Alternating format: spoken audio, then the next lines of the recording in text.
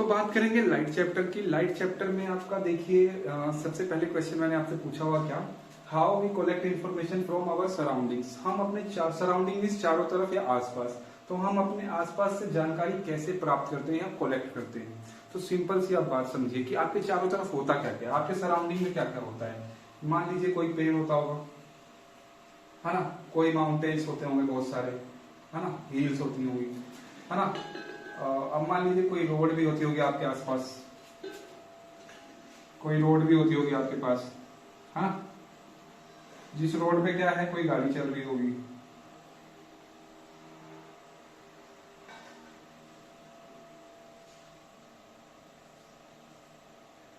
ठीक,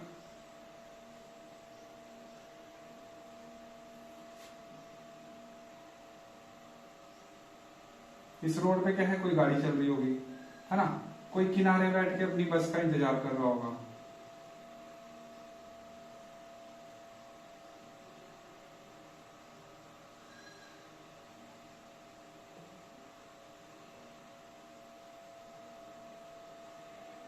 कोई किनारे बैठ के बस का इंतजार कर रहा होगा अपना, ठीक है। आज भी नहीं बना पाऊंगा मैं, आप बस इतना सिंपल समझिए कि आपके चारों तरफ क्या क्या है। आपके चारों तरफ यही होगा, है ना, कोई बिल्डिंग होगी,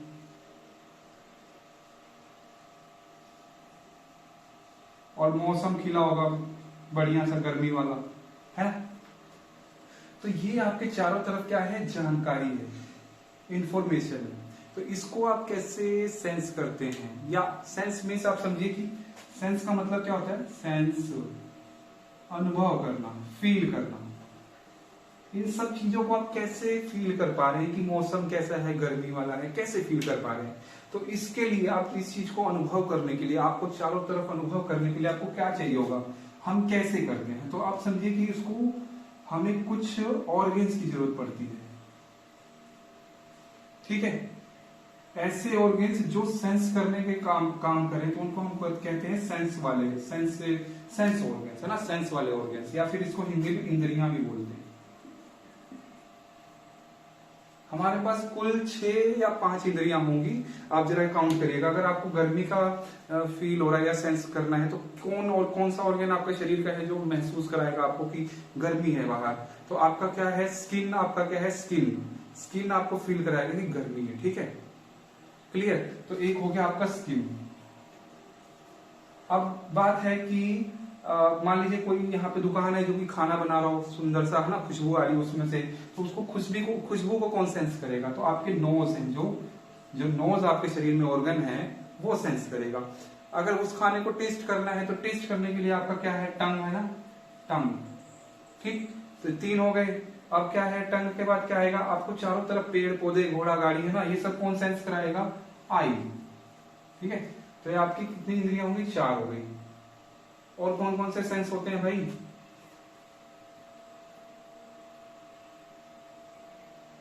एक लास्ट वाला सेंस लग रहा है, सेंस ऑर्गन मैं भूल रहा हूं क्या, आंख हो गया, नाक हो गया, हाँ हियर, है ना, और बजा रहा होगा तो आपका ईयर्स,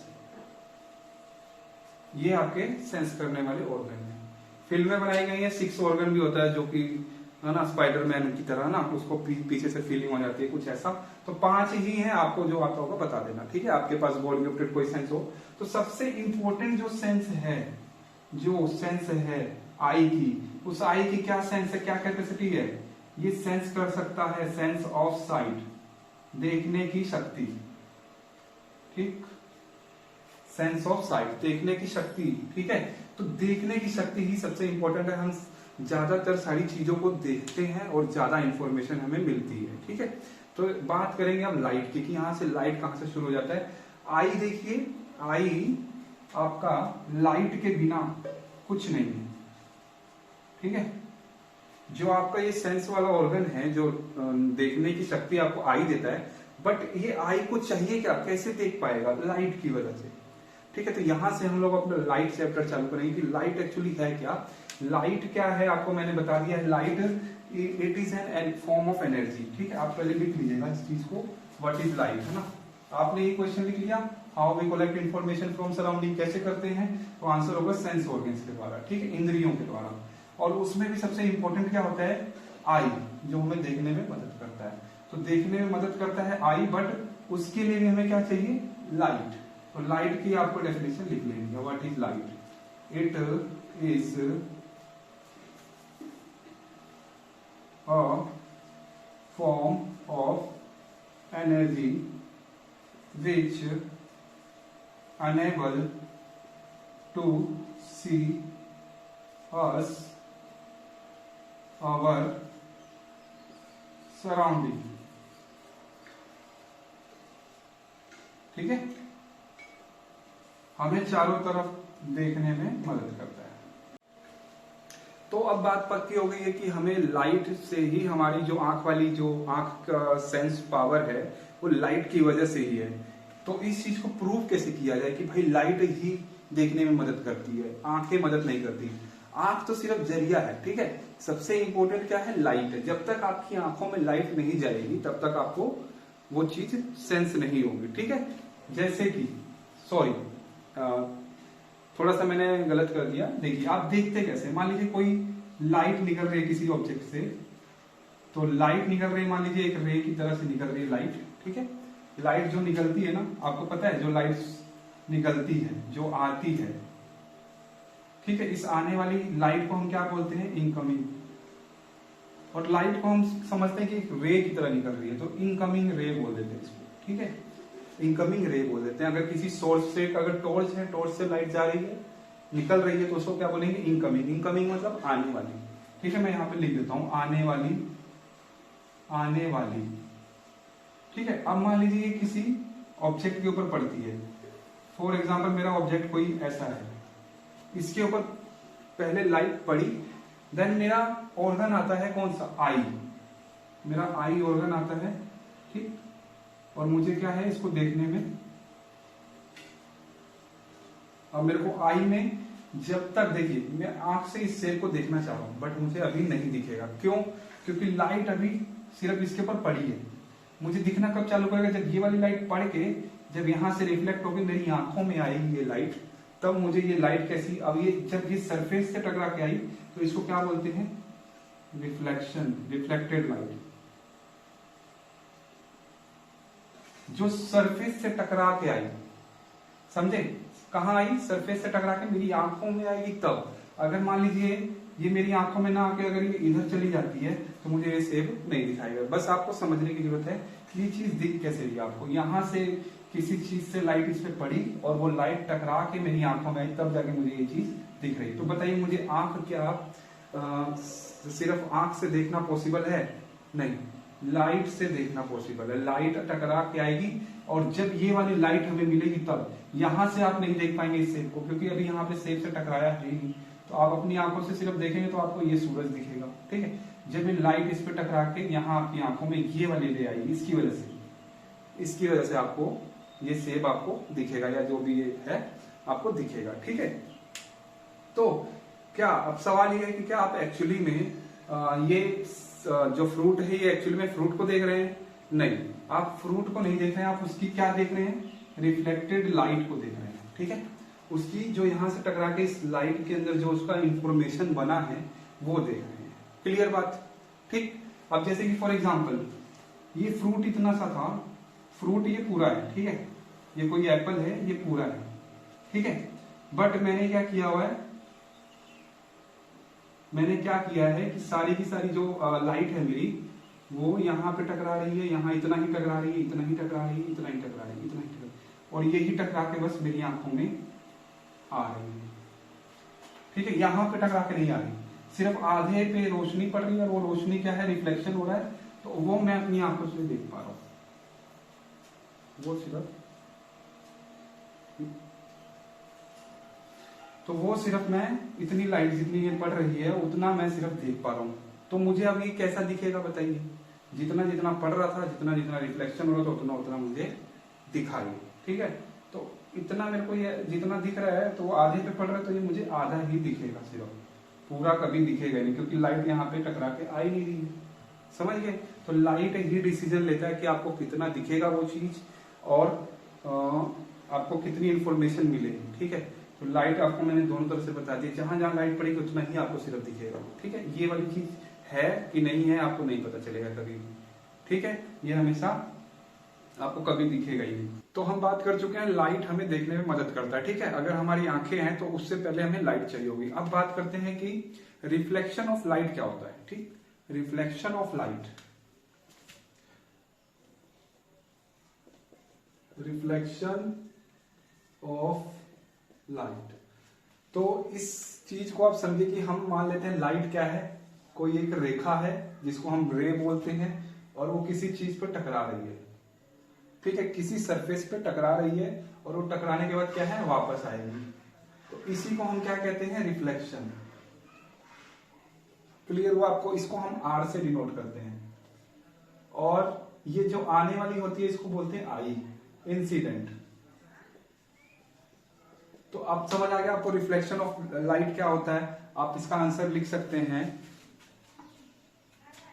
इसका आप आंसर लिख सकते हैं। अगर आपसे पूछे रिफ्लेक्शन ऑफ लाइट क्या होता है, तो आप कह सकते हैं bouncing back of incident ray from any surface, ठीक है। इसी को हम क्या कहते हैं, is called reflection of light, ठीक है। ये बात समझ आ गई आपको, रिफ्लेक्शन ऑफ लाइट क्या होता है। अब बात आती है कि रिफ्लेक्शन तो बात हमें समझ आ गई, अब बात आती है कि लॉ क्या होता है, लॉ ऑफ रिफ्लेक्शन। इसी में देखिए आप समझिए, law of reflection. Law of reflection क्या होता है, यही सब चीजें होती है सेम, हम बस बीच में क्या मान लेते हैं, इमेजिनरी लाइन मान लेते हैं, नॉर्मल लाइन जिसको बोलते हैं, इमेजिनरी लाइन, ठीक है, काल्पनिक लाइन, ठीक है। ये लाइन क्या करती है, इसको हम क्या कहते हैं, नॉर्मल लाइन। नॉर्मल लाइन क्या करती है, इंसिडेंट और रिफ्लेक्शन के बीच में जो एंगल बन रहा था इसको आधा आधा बांटती है, ठीक है। नॉर्मल लाइन आपको समझ आ गया कि नॉर्मल लाइन क्या होती है।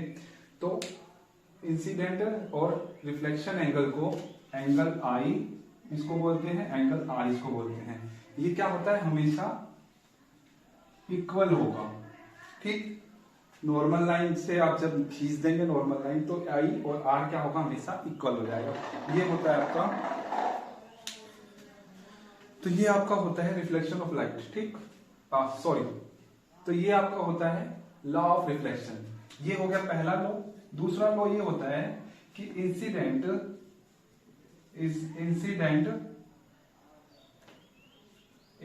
रे, reflection ray and normal line are lie on same point या same plane. Incident, reflection and normal line are lie on same plane.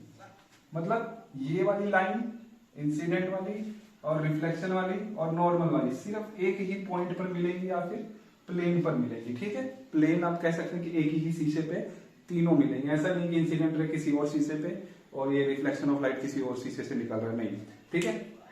और नॉर्मल भी ऑफ कोर्स उन्हीं के बीच में रहेगा। तो ये होता है आपका दो आपके लॉ होते हैं, ठीक है। ये आपका क्लियर हो गया। अब आ जाते हैं रिफ्लेक्शन कितने तरह के होते हैं, हम इसको जानेंगे कि रिफ्लेक्शन कितने तरह के होते हैं, ठीक है। ये रिफ्लेक्शन, ठीक है, तो मैं इसको मिटो देता हूं। तो टाइप ऑफ रिफ्लेक्शन कितने होते हैं, टाइप ऑफ रिफ्लेक्शन,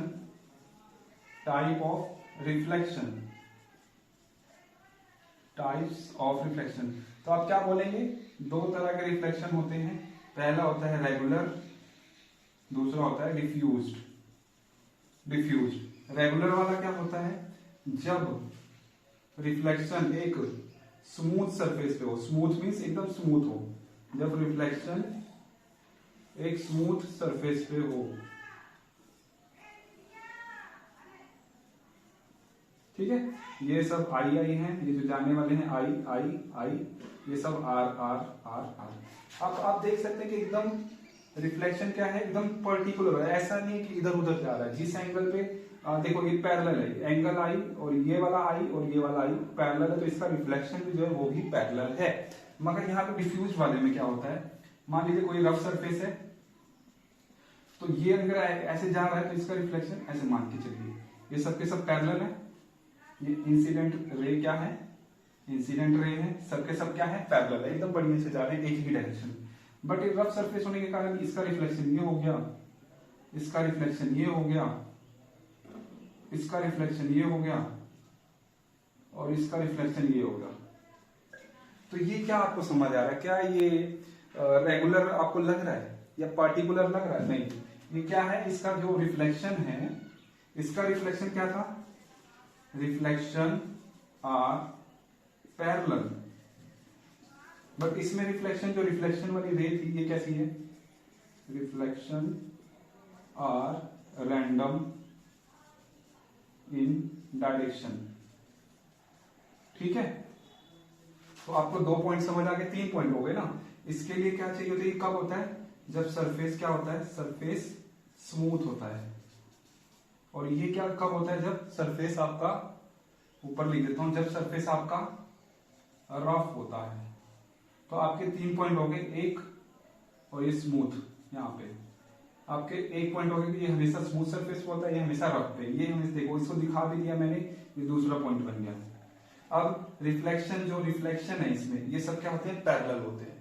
इसमें रिफ्लेक्शन क्या होता है, डायरेक्शन इसका क्या होता है, रैंडम डायरेक्शन होता है। ठीक है, तो ये आपके 3-4 क्वेश्चन इसमें तैयार हो गए। अब चलते हैं अगला क्वेश्चन, कि एक और तरह का रिफ्लेक्शन होता है जिसमें मल्टीपल रिफ्लेक्शन बोला जाता है। क्या बोलते हैं, multiple reflection. Multiple reflection, multiple reflection में क्या होता है भाई, एक शीशा है मान लीजिए, इसमें इसका रिफ्लेक्शन हुआ, फिर एक और शीशा है, ऐसे समझिए, एक शीशा ये है, एक शीशा ये है, बीच में मैंने क्या रख दिया, एक मोमबत्ती रख दी। ठीक है, तो इस मोमबत्ती की यहाँ पे फोटो बनेगी, देन ये रिफ्लेक्ट होगा, फिर दोबारा यहाँ पे जाएगा, तो ये दोबारा यहाँ पे फोटो बनेगा, फोटो के अंदर फोटो, फोटो के अंदर फोटो, फोटो के अंदर फोटो, है ना, बनता जाएगा। ठीक, रिफ्लेक्शन के अंदर रिफ्लेक्शन है। तो मल्टीपल रिफ्लेक्शन क्या होता है, मतलब 2 शीशे होते हैं और उसके अंदर बहुत सारी फोटो बनती चली जाती है। ठीक है, रिफ्लेक्शन बहुत सारा होता चला जाता है और फोटो उसमें बनती, इमेज बनती चली जाती है। तो आप कहेंगे मल्टीपल रिफ्लेक्शन से क्या होता है, मल्टीपल इमेज फॉर्म्ड होती है। कितनी होती है, अनंत होती है। ठीक है, पहला पॉइंट ये हो गया। दूसरा पॉइंट ये होता है कि मल्टीपल रिफ्लेक्शन की डेफिनेशन क्या, डेफिनेशन लिख लीजिएगा, डेफिनेशन दिख रही है ना आप लोगों को, डेफिनेशन क्या होगा, रिफ्लेक्शन ऑफ रिफ्लेक्शन। रिफ्लेक्शन मैं बोल रहा हूं, आपको क्या पता समझ ना आ रहा हो। मल्टीपल रिफ्लेक्शन क्या होता है, रिफ्लेक्शन ऑफ रिफ्लेक्शन। जब रिफ्लेक्शन का रिफ्लेक्शन हो तो उसको हम क्या कहते हैं, मल्टीपल रिफ्लेक्शन। ठीक है, क्या हुआ था, इसकी फोटो यहां गई, इसका रे यहां गया, तो इसका आर क्या है, रिफ्लेक्शन रे इस पे गया, तो इसका दोबारा इस पे क्या बन गया, फोटो बन गया। ठीक है, रिफ्लेक्शन से दोबारा इसमें रिफ्लेक्शन हुआ, है ना, यही बात कह रहा हूं ना मैं। तो रिफ्लेक्शन का रिफ्लेक्शन क्या कहलाता है, multiple reflection. Reflection of reflection is called multiple reflection. तो ये आपके 4-5 क्वेश्चन होंगे जो लाइट में थे आपके। अब बात करते हैं क्लाइडोस्कोप। क्लाइडोस्कोप क्या होता है, अगर आपसे कोई पूछे तो आप कहना 3 मिरर होते हैं, ठीक, रेक्टेंगल में, और इनको क्या है, एक तीनों को क्या है, एकदम 3 कोण पे ऐसे करके, एक को ऐसे मिरर को खड़ा कर दिया, एक को ऐसे खड़ा कर दिया, एक को ऐसे खड़ा कर दिया इसको। ठीक है, तो ये बन गया कुछ ऐसा। ठीक,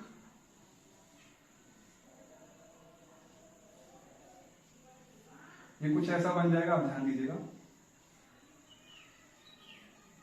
ठीक, तो ये क्या बोल देंगे इसको, क्लाइडोस्कोप। इसके ऊपर क्या डाल देते हैं, सर्कल का कार्डबोर्ड। ठीक है, तो ये क्या बन जाता है, सर्कल का कार्डबोर्ड। 3 शीशों को हमने क्या किया, 3 शीशों को हमने रेक्टेंगल जो थे एक साइज के, उसको क्या किया, ऐसे करके त्रिभुज की तरह जोड़ दिया, उसके ऊपर क्या कर दिया, कार्डबोर्ड का गोल सर्कल डाल दिया और छोटा सा छेद कर दिया। ठीक है, फिर उसके अंदर जब हम देखते हैं तो उसके अंदर पैटर्न दिखते हैं अलग अलग, और उसके अंदर हमने क्या डाल देते हैं, यहाँ पे छोटे छोटे रंगीन टुकड़े डाल देते हैं कागज के। ठीक है, कुछ ऐसा समझिए। ठीक, तो इसको कहते हैं क्लाइडोस्कोप। क्लाइडोस्कोप की वर्किंग आप समझ गए, 3 आपको चाहिए। ठीक है, उनको जोड़ना है ट्रायंगल के रूप में, एंड देन उसके ऊपर क्या करना है, दोनों तरफ से सर्कल में आपको कार्ड लगा देना, और उसमें क्या कर देना, एक में होल कर देना है, और अंदर क्या है, टुकड़े डाल देने आपको, किस चीज के, पेपर्स के।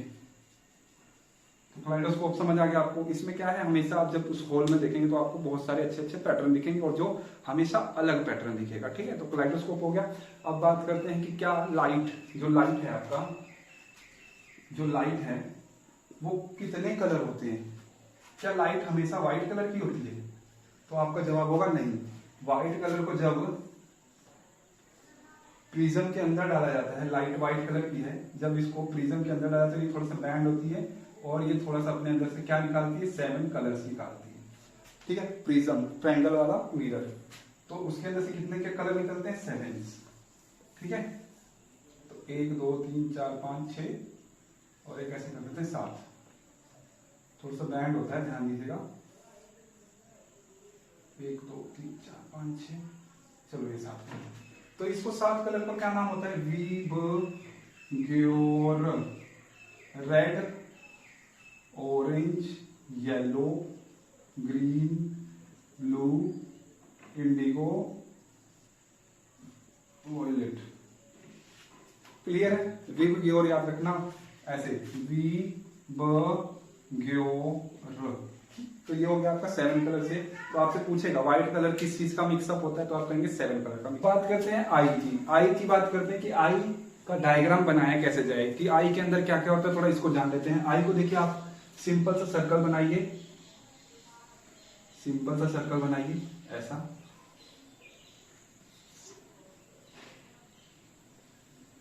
ठीक, सर्कल बन गया है ये आई का। यहाँ पे थोड़ा सा ये नॉब होता है, ठीक है, इसको निकालते ही ब्रेन में चला जाता है। ठीक है, तो अब देखिए यहाँ पे थोड़ा सा, यहाँ पे थोड़ा सा चेंज कर दीजिएगा, थोड़ा सा कर्व कर लेना, कर्व कर लेना थोड़ा सा आगे की तरफ। इसको बोलते हैं क्या, कॉर्निया। अब आप थोड़ा सा डबल लाइन ले लीजिएगा यहां से। ठीक है, इसको भी थोड़ा सा कर्व कर लेते हैं।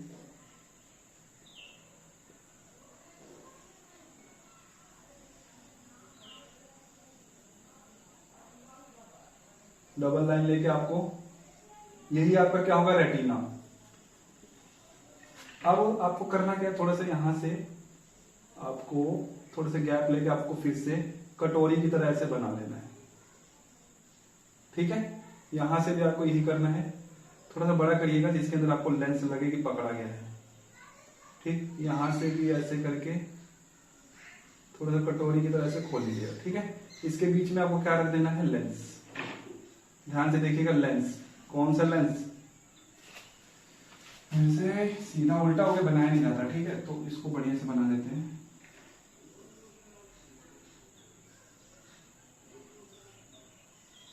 ये लेंस कौन सा है भाई, कॉन्वेक्स लेंस।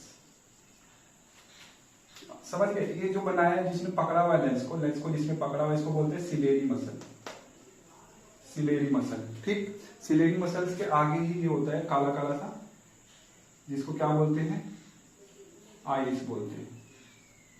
क्या बोलते हैं, आइरिस। ये भी क्या होगा, आइरिस। ये आइरिस भी क्या होती है, एक मसल्स ही होती है। ठीक है, ये आइरिस इतना लोग, हमारे में आंखों में क्या है, ब्लैक कलर की दिखेगी, बट किसी किसी में ग्रीन कलर होता है, यही कलर का डिसाइड करता है। ठीक है, इस कलर की होगी उस कलर की आपकी आंखें होंगी। अब आइरिस जहां नहीं है, मान के चलिए यहाँ पे नहीं है, तो ये एक तरह का होल बन गया, इसी को क्या बोलते हैं, प्यूपिल। ठीक है, और यहाँ पे देखिए रेटिना क्या है, यहाँ पे रेटिना नहीं होता, तो इसको क्या बोलते हैं, ब्लाइंड स्पॉट। जहां पे रेटिना पर इमेज नहीं बनती, ब्लाइंड स्पॉट। ये रेटिना यहाँ पे अगर फोटो बनेगी तो यहाँ पे आपको दिखेगा, यहाँ पे दिखेगा, यहाँ पे दिखेगा।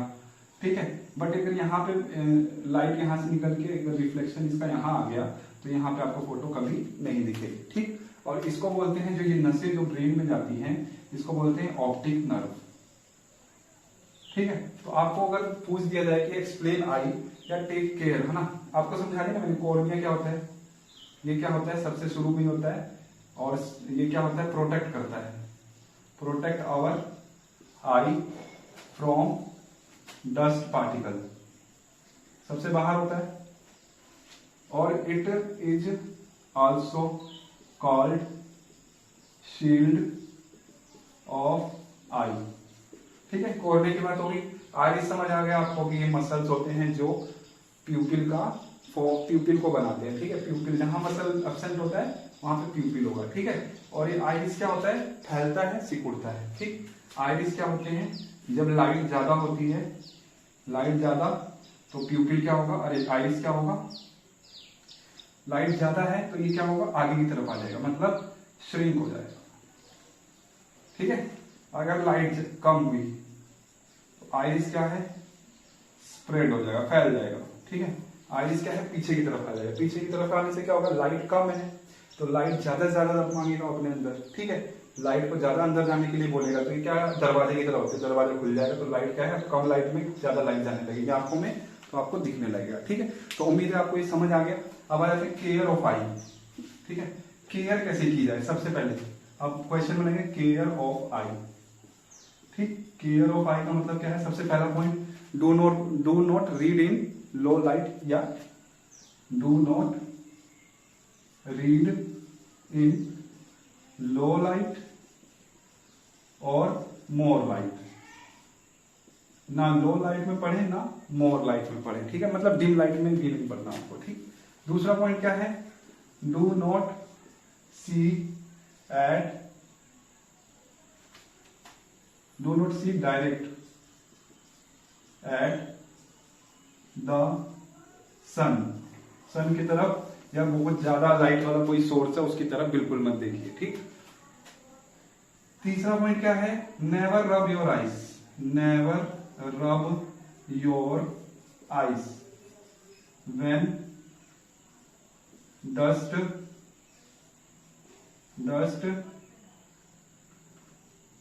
Enters in your I.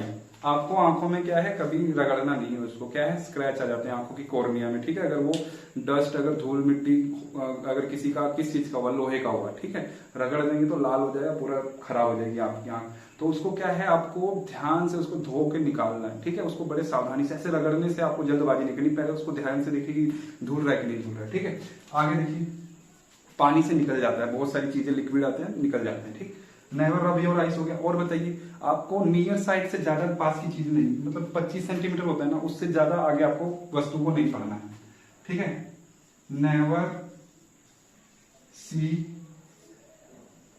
N object at near point.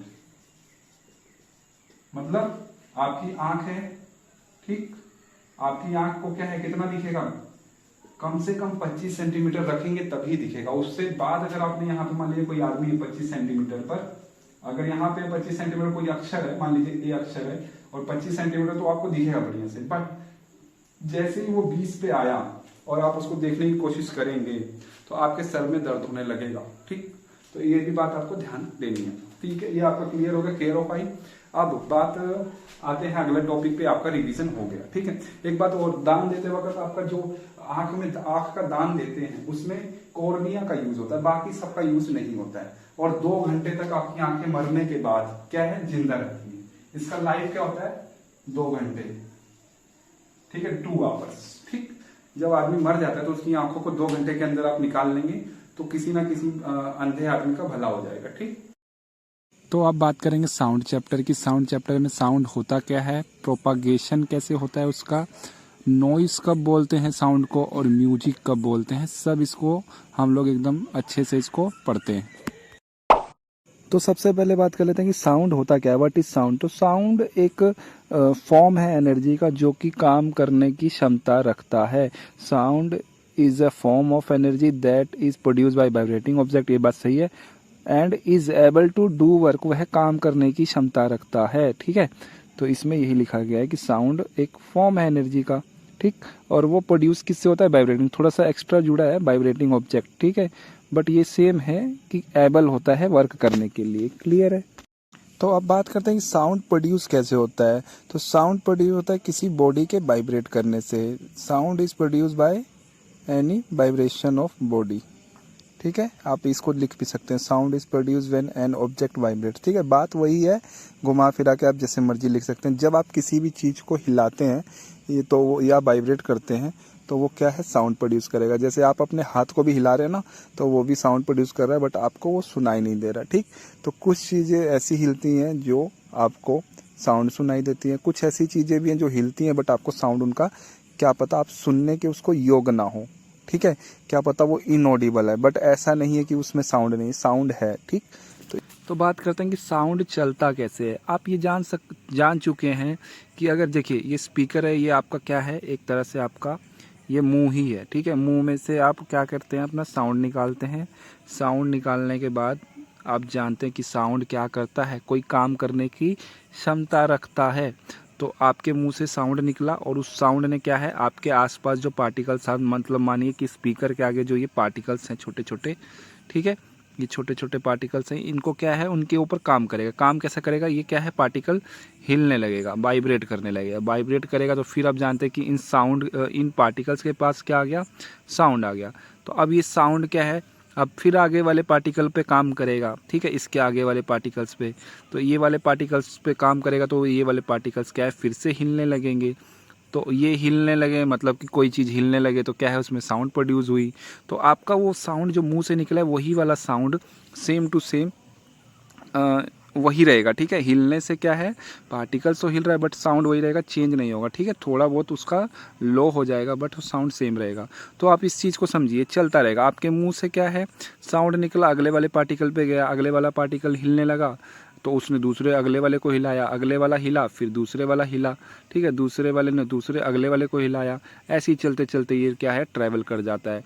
और कोई चीज़ हिलती है या वाइब्रेट करती है तो वो क्या कहलाती है, उसके अंदर से साउंड निकलेगी जो कि आपने बोली थी पीछे, ठीक है। तो ये ऐसे करते करते क्या है, आपके कान के अंदर जो पर्दा होता है उसको भी वैसे ही, पर्दे को भी वैसे ही हिलाता है और सेम टू सेम आपको वही आवाज़ सुनाई देती है जो मैंने अपने वोकल कोड से मैंने अपने उसको हिलाया था। जिस तरह से मैं हिलाऊंगा, जैसे मैंने बोला क, ठीक है, तो क की तरह मेरा क्या है, वोकल कोड से मेरा वाइब्रेट हुआ और वो वाइब्रेट होके हवा के दौरान निकला आगे, और आगे निकल के वाइब्रेट को भी क की तरह हिलाया, ठीक है। हिला वो वैसे सेम टू सेम वाइब्रेट होके, ठीक है। अगले वाले को उसने अगले पार्टिकल को हिलाया, फिर अगले पार्टिकल को, ऐसे ही सेम टू सेम क वाला ही साउंड की तरह हिलते हिलते आपके कान के पर्दे को भी क साउंड की तरह हिलाएगा, ठीक है। तो आपको इस तरह से क आवाज़ सुनाई दी।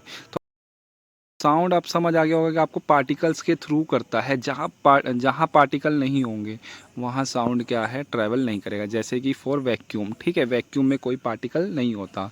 तो आप जितना मर्जी बोल लीजिए, आपकी आवाज़ कभी आगे ज़िंदगी भर में नहीं पहुँचने वाली। तो जहाँ जहाँ पार्टिकल होता है, लिक्विड में पार्टिकल होता है, सॉलिड में पार्टिकल होता है एंड एयर में पार्टिकल्स होता है, इन तीन माध्यम से ही, मीडियम से ही आपका क्या है, आपका साउंड ट्रैवल करता है। और ट्रैवल का स्पीड अगर पूछी जाए कि स्पीड साउंड की नॉर्मली होती क्या है एयर में, तो आप जवाब दीजिएगा 343 मीटर सेकेंड, ठीक है। तो साउंड सबसे तेज़ सॉलिड में चलता है और एयर में अगर स्पीड पूछे कि कितनी होती है तो 343 मीटर सेकेंड, ठीक है। तो ये हो गया प्रोपागेशन ऑफ साउंड। तो अब बात करते हैं करेक्टरिस्टिक ऑफ साउंड। साउंड की करेक्टरिस्टिक क्या क्या होती हैं। तो पहली करेक्टरिस्टिक लाउडनेस होती है, लाउडनेस का मतलब शोर। पिच होती है दूसरी करेक्टरिस्टिक। तो अब थोड़ा सा मैं लिखूंगा नहीं, आप समझिए। लाउडनेस किस पे डिपेंड करेगी, जब हाई एम्पलीट्यूड होगा, और पिच किस पर डिपेंड करेगी, जब हाई फ्रीक्वेंसी होगी, ठीक है। फ्रीक्वेंसी ज़्यादा तो पिच ज़्यादा, एम्पलीट्यूड ज़्यादा तो लाउडनेस ज़्यादा। जैसे कि आप लोगों को दिख रहा होगा, मैंने एक फोटो बनाई हुई है जिसमें फ्रीक्वेंसी है। एक फ्रीक्वेंसी ऊपर वाली में देखिए हाइट फ्रीक्वेंसी की छोटी है ना, और दूसरी वाली फोटो में फ्रीक्वेंसी की हाइट क्या है, बड़ी है। हाइट बड़ी मतलब एम्पलीट्यूड बड़ा, तो नीचे वाले में लाउडनेस ज़्यादा होगी और ऊपर वाले में कम होगी। तो इस हिसाब से आप एम्पलीट्यूड को डिफाइन कर सकते हैं। तो इसी तरह आप लाउडनेस को भी डिफाइन कर सकते हैं। जब आप एम्पलीट्यूड साउंड का बढ़ाएंगे तो वो लाउडनेस की तरह काम करेगा, लाउडनेस हो जाएगा, ठीक है। वो एक तरह से लाउडनेस आपका नॉइस भी कहलाएगा, क्योंकि जब आवाज़ तेज हो जाती है तो उसको नॉइस भी बोला जाता है। वहीं अगर आप एम्पलीट्यूड छोटा करके रख रखे हैं, मीडियम करके रख रखे हैं, तो वो एक म्यूजिक की तरह काम करेगा, प्लीजेंट साउंड की तरह काम करेगा। तो आप इस तरह से आप नॉइस को बता भी सकते हैं कि नॉइस किस तरह से बनता है और म्यूजिक किस तरह से बनता है। सिर्फ वो एम्पलीट्यूड के ऊपर डिपेंड कर सकता है। तो अब डिफरेंस की बात कर लेते हैं कि साउंड और साउंड नहीं है, यहाँ पे म्यूजिक है। म्यूजिक और नॉइस के बीच में क्या डिफरेंस होता है। तो प्लीजेंट लगेगा आपको सुनने में, ठीक है, उसको म्यूजिक कहेंगे, और जो अनप्लीजेंट लगे सुनने में उसको नॉइस कहेंगे। इसमें पिच क्या होती है, कांस्टेंट होती है। इसमें पिच क्या होती है, वेरी करती है, ठीक है। पिच क्या होती है, वेरी करेगी। और इसमें तीसरे वाला पॉइंट रेगुलर मोशन होता है, रेगुलर पीरियोडिक मोशन। इसमें इरेगुलर पीरियोडिक मोशन होगा नॉइस में, और प्रोड्यूस मीनिंगफुल कम्युनिकेशन। इसमें आपको मीनिंगफुल आपको लगेगा कि हाँ भाई कुछ कम्युनिकेशन है या कोई गाना बज रहा है, बट जो नॉइस है इसमें आपको समझ ही नहीं आएगा कि क्या बज रहा है, क्या सुनाई दे रहा है, बस खबर खबर खबर ऐसे जो भी है। बट आप याद रखिएगा कभी कभी म्यूजिक अगर तेज आवाज कर दी जाए वो भी नॉइस बन जाता है। उसमें आपको समझ तो आता है, मगर क्या है वो ज्यादा आवाज होने की वजह से वो भी नॉइस लगता है। तो ठीक है, तो नॉइस। अब बात करेंगे टाइप्स ऑफ साउंड की, कितने तरह के साउंड होते हैं। तो 3 तरह के साउंड होते हैं, इंफ्रासोनिक, सोनिक, अल्ट्रासोनिक। होते मेन 2 तरह के हैं, ऑडिबल और इनऑडिबल। ऑडिबल में आपका सोनिक आएगा और इनऑडिबल में आपका इंफ्रासोनिक और अल्ट्रासोनिक दोनों आएगा। इंफ्रासोनिक आपका 20 हर्ट्ज से नीचे वाले को बोलते हैं, जिसको एनिमल हियर कर सकते हैं जैसे कि हाथी। और जो ऑडिबल साउंड होता है जिसको सोनिक साउंड भी कह सकते हैं, उसको 20 हर्ट्ज से लेके 20 किलो हर्ट्ज तक हमने बताया हुआ है। इसमें क्या है, ह्यूमन जो है वो सब सुन सकते हैं। बाकी जो अल्ट्रासोनिक होती है, जो हाई फ्रीक्वेंसी की होती हैं, वो क्या होता है, उसको चमगादड़ सुन सकते हैं, ठीक है, डॉल्फिन सुन सकती हैं। 20 हर्ट्ज से लेके 1 मेगा हर्ट्ज तक देखिए आप इसमें दिया गया है, ठीक है। तो बर्ड्स की जो हियरिंग की पावर होती है ना, उनकी बात बताई गई है। जो बर्ड्स होते हैं वो अल्ट्रासोनिक ज़्यादा सुन पाते हैं। तो ये थे 2 टाइप्स के अंदर, ऑडिबल और इनऑडिबल। इनऑडिबल के अंदर 2, इंफ्रासोनिक और अल्ट्रासोनिक। तो ये हो गए टाइप्स ऑफ साउंड। तो बात करेंगे इफेक्ट ऑफ नॉइज पोल्यूशन या हार्मफुल ऑफ नॉइज पोल्यूशन। आपको जब ज़्यादा शोर या नॉइस आपको सुनाई देगा तो आपको क्या क्या उसके नुकसान होंगे, ठीक है। तो सबसे पहले इरिटेशन होगी आपको, ठीक है, आप अनकंफर्टेबल महसूस करेंगे। इंक्रीज होगा आपका स्ट्रेस, इंक्रीज होगा ब्लड प्रेशर, बीपी हाई होगा, ठीक है, नर्वसनेस होगा, स्लीप डिस्टर्बेंस होगा, हेडेक होगा, एनएग्जाइटी होगा, बहुत कुछ है, बहुत सारा एनएग्जाइटी, ठीक है। इंसोमनिया भी हो सकता है, आप नहीं सो पाएंगे, है ना। स्लीप सिकनेस होता है ना, स्लीप सिकनेस है क्या, स्लीप डिस्टर्बेंस, हाँ है। तो ये सब होगा। और आपको ज़्यादा लाउडनेस वाला अगर नॉइस हो गया, डीजे के आगे खड़े होकर दूँ, तो आपको हार्ट अटैक भी आ सकता है भाई, सीधी सी बात, ठीक है। हार्ट अटैक सीधा सा मैं बता रहा हूँ, हार्ट में आपको दर्द होता है, मैं बता रहा हूँ, आप डीजे के पास खड़े होंगे, आपको ऐसा लगेगा दिल गिर के नीचे गिर जाएगा आपका फेफड़ा, ठीक है। दिल क्या होता है, फेफड़ा, और सॉरी दिल ही होता है, ठीक।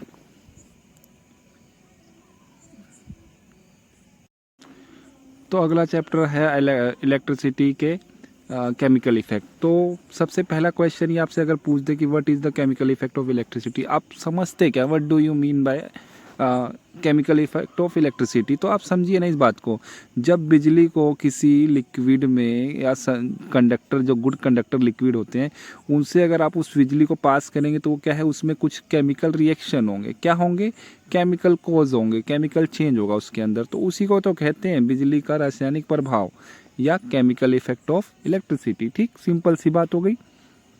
आप किसी कंडक्टर वाले लिक्विड में अगर इलेक्ट्रिसिटी को पास करेंगे तो उसमें क्या होगा, केमिकल चेंज होगा। सिंपल यही क्या है, केमिकल इफेक्ट ऑफ इलेक्ट्रिसिटी। अब आ जाते हैं कि उसका हम केमिकल इफेक्ट ऑफ इलेक्ट्रिसिटी का एक एग्जाम्पल क्या यूज़ करते हैं, एक एग्जाम्पल दो। तो कुछ एग्जाम्पल आप देख लीजिए, इलेक्ट्रोप्लेटिंग है एक क्या है, इलेक्ट्रोलिसिस ऑफ वाटर, ठीक है। तो आपको इलेक्ट्रोलिसिस ऑफ वाटर तो पढ़ना नहीं है, आप पढ़ेंगे इलेक्ट्रोप्लेटिंग। वैसे मैं बता दूं, इलेक्ट्रोलिसिस ऑफ वाटर क्या होता है, पानी को बिजली के द्वारा तोड़ना। और पानी में क्या होता है, H2O, तो H2 अलग से निकलता है और ऑक्सीजन अलग से निकलता है। H2 को हम फ्यूल में यूज़ कर सकते हैं क्योंकि H2 जलता है ना, हाइड्रोजन गैस पॉपअप साउंड के साथ जलता है। और ऑक्सीजन को हम लोग एज अ ब्रीथिंग, है ना, मेडिसिन में यूज़ कर सकते हैं, या किसी को जलाने के लिए, ऑक्सीजन आग लगाने के लिए, फ्यूल को आग लगाने के लिए ऑक्सीजन चाहिए होता है, आप जानते हैं, तो उसको भी यूज़ कर सकते हैं, ठीक। और इलेक्ट्रोप्लेटिंग आप लोग जानते ही हैं क्या होता है, कोटिंग करना या लेयरिंग करना, है ना, किसी मेटल के ऊपर दूसरे मेटल की परत को चढ़ाना, ठीक है, यही होता है क्या, इलेक्ट्रोप्लेटिंग। तो ये भी किसकी मदद से होता है, इलेक्ट्रिसिटी की मदद से होता है। तो आपको 2 एग्जाम्पल भी मैंने दे दिए। अब आगे बात करते हैं, इलेक्ट्रोलाइट क्या होता है। इलेक्ट्रोलाइट होता क्या है, तो मैंने आपको बताया था ना, जब इलेक्ट्रोप्लेटिंग करते हैं तो जो वो लिक्विड होता है ना, उसके अंदर ये देखो, ये लिक्विड जो होता है वो इलेक्ट्रिसिटी को क्या करता है, कंडक्ट करता है। उस लिक्विड को ही क्या कहते हैं, उस लिक्विड को ही इलेक्ट्रोलाइट कहते हैं। जैसे कि सॉल्ट वाटर, लेमन जूस, ठीक है, कोई सा भी लिक्विड जो इलेक्ट्रिसिटी को कंडक्ट करे, या इलेक्ट्रोप्लेटिंग में जो हम लोग यूज़ कर रहे थे लिक्विड को, उसको क्या कह रहे थे, इलेक्ट्रोलाइट। तो आप सिंपल कह सकते हैं जो कंडक्टर होता है ना लिक्विड, उसको आप क्या कह सकते हैं, इलेक्ट्रोलाइट। सिंपल आप ऐसा कह सकते हैं, ठीक। अगला 4th नंबर का क्वेश्चन क्या कह रहा है, what happen when current passes through copper sulphate solution.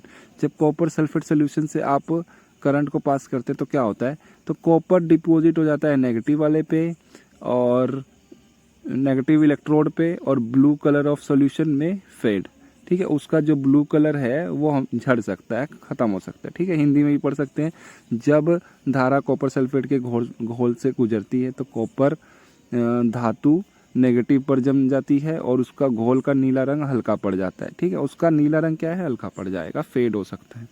अगला 5 वाला क्वेश्चन कह रहा है व्हाट इज इलेक्ट्रोप्लेटिंग। जैसे कि आपको नहीं पता, प्रोसेस है ये कोटिंग करना या लेयरिंग करना, one metal with a thin layer of another metal, ठीक है। एक मेटल को पतले लेयर वाले मेटल पे आपको उसको चढ़ाने को ही क्या कहते हैं, electroplating by the using of electricity. ये बात याद रखिए, इलेक्ट्रोप्लेटिंग में इलेक्ट्रिसिटी ही तो चाहिए, तभी तो इलेक्ट्रोप्लेटिंग करेंगे। हिंदी में पढ़ लीजिए, ठीक है। अगला आ जाते हैं इलेक्ट्रोप्लेटिंग नन, वाई, ठीक है, क्यों की जाती है।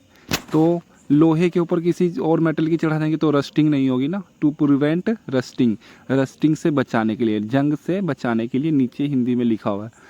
To make object shiny and attractive, object को शाइनी बनाने के लिए और अट्रैक्टिव बनाने के लिए। मैंने आपको ये भी बताया हुआ है कि ऑब्जेक्ट क्या है, जब इलेक्ट्रोप्लेटिंग होती है तो ऐसा नहीं कि खुरदरापन उस पर पेंट हो रहा है या कोटिंग हो रही है, एकदम स्मूथ होता है, ठीक, एकदम स्मूथ। आप कह नहीं सकते कि ये किसी इंसान ने चढ़ाया होगा, ठीक है, बट एकदम प्रोफेशनली एकदम लगता है, ठीक है। जैसे साइकिल का जो हैंडल होता है कितना चमकीला होता है ना, वो चीज़ होता है, ठीक। आगे question number 7, what are conductor and insulator. Conductor क्या होते हैं भाई, जिसमें बिजली पास कर जाए, हिंदी में पढ़ लीजिए, जो पदार्थ बिजली को पास गुजरने देते हैं। इंसुलेटर जो बिजली को गुजरने ना दे, example plastic, rubber, copper, iron, ठीक। अब आ जाते हैं इलेक्ट्रोड्स क्या होते हैं। आपको याद है इलेक्ट्रोप्लेटिंग जब आप करते थे तो वो 2 रोड्स होती थी ना, उसी को क्या कहते थे, इलेक्ट्रोड्स, ठीक है। एक नेगेटिव हो सकता है, एक पॉजिटिव हो सकता है, और वो क्या थे, मेटल के, ठीक है, मेटल के। तो उन दोनों को क्या डाला जाता है, इलेक्ट्रोलाइट में डाला जाता है कि नहीं डाला जाता है, उन रोड्स को, वो मेटल के होते हैं और उनको सोल्यूशन में, यहाँ पे कह रहे हैं सोल्यूशन में डाला जाता है, तो वो छड़ों को ही इलेक्ट्रोड्स बोलते हैं, आप हिंदी में पढ़ सकते हैं। 9th question, what are the sign of chemical effect of electricity. Sign क्या है, ठीक है। तो अगर आप करंट पास करेंगे किसी सुपर कंडक्टर लिक्विड में से, तो उसमें से कुछ बबल्स निकल सकते हैं, ये भी आपको साइन बता सकते, मतलब इशारा कर सकता है कि हाँ भाई उसमें केमिकल चेंज हो रहा है। पानी का या उस सोल्यूशन का कलर क्या होगा, चेंज होगा, ठीक। तो इससे भी पता चल जाएगा आपको। मेटल डिपॉजिट होगा इलेक्ट्रोड्स में, ठीक। ये सिर्फ आपकी इलेक्ट्रोप्लेटिंग की ही बात कर रहा है, ठीक, इलेक्ट्रोप्लेटिंग, ठीक। इलेक्ट्रोप्लेटिंग में ही आप अगर देखेंगे तो सारे जवाब आपको मिल जाएंगे। गैस के बुलबुले बनते हैं, रंग बदलता है, इलेक्ट्रोड पर धातु की परत जमती है, वो बात हो गई। आगे आते हैं name to liquid that are good conductor. देखिए लाइम जूस और साल्ट वाटर, ठीक। तो आ जाते हैं फ्रिक्शन वाले चैप्टर पर। देखिए एमसीक्यू से आपका रिवीजन थोड़ा सा हो जाएगा। फ्रिक्शन ऑलवेज एक्ट्स का मतलब काम करना, तो वह किस दिशा में काम करता है, तो option A in the direction of motion, गलत है। अपोजिट टू द डायरेक्शन, हाँ हमेशा उल्टा काम करेगा, तो आपका ऑप्शन बी मेरे को लग रहा है सही है। परपेंडिकुलर हमेशा सीधा, ऊपर से सीधा लगेगा सर की तरफ से, है ना, सीधा एकदम, है ना, तो ये परपेंडिकुलर का मतलब 90 डिग्री, ऊपर से 90 degree.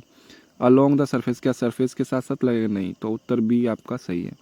Which surface has least friction, कौन सा सबसे कम फ्रिक्शन रखेगा, तो रफ सरफेस तो ज़्यादा रखेगा, स्मूथ सरफेस आपका सही हो जाएगा। बट आगे और भी है, सी वेट सरफेस ये और कम रखेगा, ऑयली सरफेस ये और ज़्यादा कम रखेगा, तो सबसे बढ़िया आपका ऑप्शन डी है, ठीक। आगे तीसरा question, rolling friction is greater than sliding friction, greater होता है स्लाइडिंग से, इक्वल टू स्लाइडिंग फ्रिक्शन, ये भी गलत है, लेस देन स्लाइडिंग, ये ऑप्शन सी आपका सही लग रहा है, क्योंकि स्लाइडिंग फ्रिक्शन क्या है, ज़्यादा है, रोलिंग फ्रिक्शन क्या होता है, कम होता है, ठीक। तो ऑप्शन सी आपका सही है। Friction can be increased by, घर्षण को बढ़ाया जा सकता है लुब्रिकेशन यूज़ करने से। लुब्रिकेशन यूज़ करने से तो नहीं बढ़ेगा, वो कम हो जाएगा। पॉलिश करने से नहीं, उसमें भी कम होगा। मेकिंग सरफेस रफ, ठीक, तो सरफेस को रफ कर देंगे, तो ऑप्शन सी आपका सही है। आगे ऑप्शन 5 है आपका विच रिड्यूस फ्रिक्शन। लुब्रिकेंट भी कर देगा, ग्रीस भी कर देगा, बॉल बियरिंग भी करेगा, ठीक। ऑल ऑफ दीज ऑप्शन, आपका ये वाला ऑप्शन सही हो जाएगा, डी, ठीक। Friction is fluid, friction in fluids, fluids मतलब पानी और हवा, इसके अंदर अगर फ्रिक्शन है तो उसको क्या बोलेंगे? स्लाइडिंग फ्रिक्शन बोलेंगे क्या? स्टैटिक नहीं, रोलिंग नहीं, फ्लूइड फ्रिक्शन बोलेंगे, ठीक। आ जाते हैं शॉर्ट टाइप क्वेश्चन पे। Friction, what is friction? Friction is the force that oppose motion between two surface in contact. आप ऐसे भी कर सकते हैं, इसको भी लिख सकते हैं कि ऐसा फ्रिक्शन जब दो सरफेस कांटेक्ट में होते हैं और अगर कोई चीज़ मोशन में है तो वो क्या करेगा, उसमें फोर्स अक्कर होगी, कौन सी? फ्रिक्शन, और वो अपोज करेगी, ठीक है। आप यहाँ पे हिंदी में लिख सकते हैं घर्षण, हिंदी में देख सकते हैं घर्षण वह बल है जो दो सतहों के बीच गति का विरोध करता है, ठीक। तो टू सरफेस होना बहुत ज़्यादा ज़रूरी है, तो मैंने आपको लिखवाया हुआ है friction occur between two surface, तो वो भी सही है, ठीक। और ये क्वेश्चन नंबर 2 है जो देखिए, name two factor on which friction depend. 2 factor बताइए जिसके ऊपर फ्रिक्शन निर्भर करता है। तो सरफेस का नेचर कैसा है, ठीक, और दोनों सरफेस के बीच में फोर्स कैसा लग रहा है, आप ये भी लिख सकते हैं, या फिर आप सरफेस का इंक्लाइनेशन कैसा है वो भी लिख सकते हैं, ठीक। 3-4 बातें आपको मैंने बताई हुई, इसमें 2 लिखी हुई, आप कोई सा भी कर सकते हैं। और ये तीसरा देखिए, what is static friction. Static means रुका हुआ, ठीक है। स्थैतिक है ना, हिंदी में देख रहे हैं स्थैतिक। तो the friction that prevent motion when object is at rest, जब रेस्ट पे होता है ऑब्जेक्ट आपका, तब भी वो नहीं चलता, तो जब वो ऑब्जेक्ट पे रेस्ट पे रहता है तो उसी को क्या कहते हैं? स्टैटिक फ्रिक्शन, है ना। जब वस्तु रुकी होती है, स्थिर होती है, तो घर्षण गति शुरू होने से रोकता है उसको, ठीक है। वो शुरू नहीं होता, वो रुका रहता है, तो उसी को स्थैतिक घर्षण कहा जाता है या स्टैटिक फ्रिक्शन कह सकते हैं। What is sliding friction? Sliding friction क्या होगा? Friction that act when an one object slides over another. जब 2 सरफेस होते हैं ना, और एक सरफेस ऊपर से क्या है, स्लाइड करे उस सरफेस, नीचे वाले सरफेस के नीचे से, ठीक है। What is sliding friction? Friction that acts when one object slides over other. जब एक के ऊपर दूसरा स्लाइड करने लगे तो उसको क्या बोलेंगे? स्लाइडिंग फ्रिक्शन, ठीक। आप हिंदी में देखिए, जब एक वस्तु दूसरी पर फिसलती है, ठीक, तो घर्षण कहलाता है, स्लाइडिंग घर्षण कहलाता है। What is rolling friction? Friction when an object roll over a surface. Friction जब रोल करता है दूसरे के ऊपर, ठीक, तो उसको क्या बोलेंगे? Rolling friction. Give one example of useful friction. Friction का एक एडवांटेज आपको बताना है, आप चल सकते हैं, ये आपका एक एडवांटेज है। आप ब्रेक मार पा रहे हैं साइकिल में, ये भी एडवांटेज है, ठीक। तो एडवांटेज आप लिख सकते हैं। Give one example when where friction is harmful. Harmful कब बन जाता है? मशीनों में वियर एंड टीयर, ठीक है, मशीनों के पुर्जों का घिसना, wear and tear of machine parts, ठीक। What are lubricants? लुब्रिकेंट्स वो होते हैं ना, कुछ लिक्विड्स होते हैं जो दो सरफेस के बीच में फ्रिक्शन आता है, आप जान चुके हैं, उनके बीच में लगा देंगे ना तो फ्रिक्शन कम हो जाएगा, ठीक। तो सब्सटेंस लाइक ऑयल और ग्रीस दैट रिड्यूस फ्रिक्शन, इसमें ऐसे लिखा है, आप अपनी भाषा में लिख सकते हैं। How does friction help in writings? देखिए भाई, फ्रिक्शन की वजह से ही आप लिख पाते हैं। मैं जो ब्लैक बोर्ड पे लिख पा रहा हूँ चौक, तो वो रगड़ खा रहा है, उसके साथ घर्षण कर रहा है, तभी तो उस पर छूट जा रहा है वो चौक का टुकड़ा जो है, ठीक है, जिससे आपको अक्षर दिखता है। और पेन पेंसिल के साथ भी यही होता है, एक बॉल होती है पेन के अंदर, वो घूमता रहता है, देन वो जो उसके ऊपर स्याही लगी होती है वो कॉपी के ऊपर, मतलब कॉपी के ऊपर वो छूटती रहती है, वहाँ पे छपती रहती है, ठीक, प्रेस करता रहता है वो। तो इट हेल्प पेन और pencil to make marks on paper. ये पेंसिल के धब्बों को छोड़ने में या कागज़ पे चिपकाने में मदद करती है, आप ऐसा कह सकते हैं। निशान बनाने में सहायता करता है। जैसे मर्जी आप लिख लीजिए, समझने की बात है, बिल्कुल इजी क्वेश्चन है। Why are ball bearing used? 10 question आपका कह रहा है गोली बियरिंग का उपयोग क्यों किया जा सकता है। तो जो बॉल बियरिंग होती है ना, छोटे छोटे छर्रे होते हैं, वो क्या है, फ्रिक्शन को रिड्यूस करता है। ठीक है, लुब्रिकेट्स करता है फ्रिक्शन को रिड्यूस, और बियरिंग्स भी करते हैं। तो ये अगला क्वेश्चन देखिए, एक्सप्लेन टाइप वाले क्वेश्चन हैं। इसमें देखिए पहला क्वेश्चन लिखा है why is friction called a necessary evil? घर्षण को आवश्यक बुराई क्यों कहा जाता है? तो देखिए बुराई भी है और आवश्यक, नेसेसरी भी है और ईविल भी है।